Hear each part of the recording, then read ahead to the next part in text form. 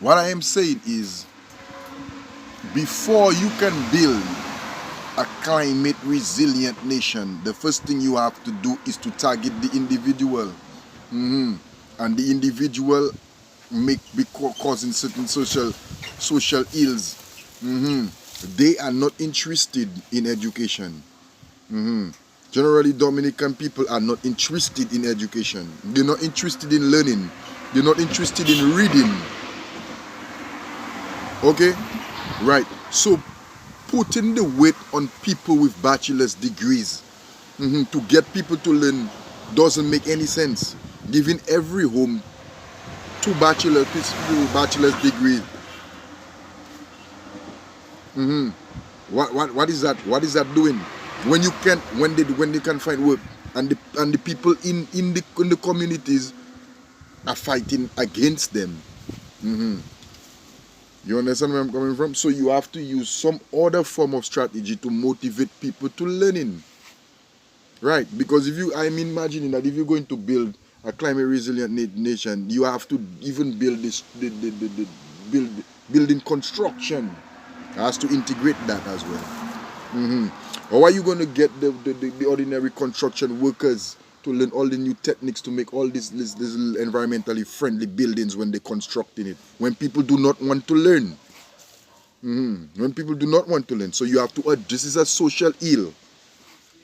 I'm telling you, this is a regional issue that has to be addressed before you just come and put in all these big, huge themes with overriding and overlooking social ills in your own country.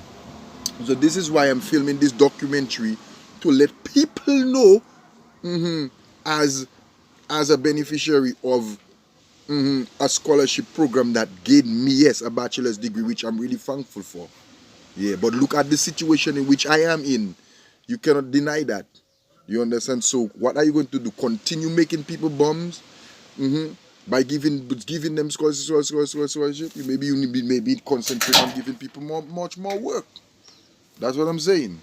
Right. Are you going to just train your professionals for overseas so they could go to places like St. Lucia and develop St. Lucia? You understand where I'm coming from? Right. The National Employment Program makes it worse. It's easier for them to just gang up against you and remove you from work. You understand? Right. So you want to gather all your professionals and put them in on the government salary. Yes, that's what I'm saying. Right.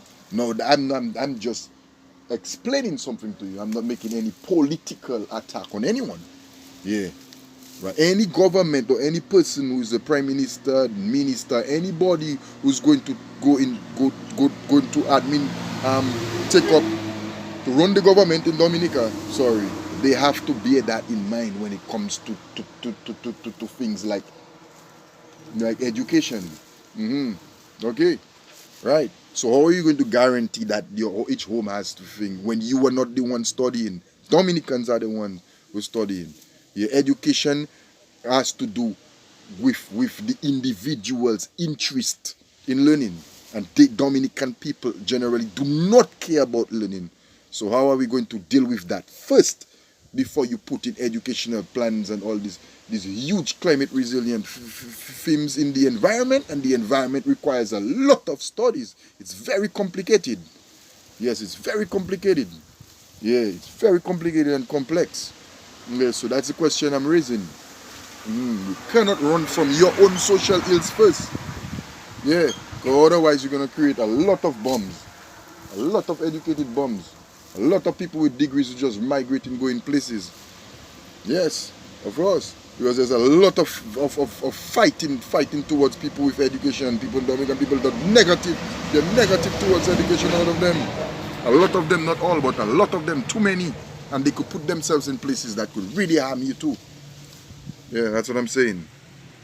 Okay, so peace. This is not This is not a political attack on anyone. Peace, but a mere intellectualization of a situation. Once again, my name is Cyril Charles. I have a bachelor's degree in environmental engineering. Yeah.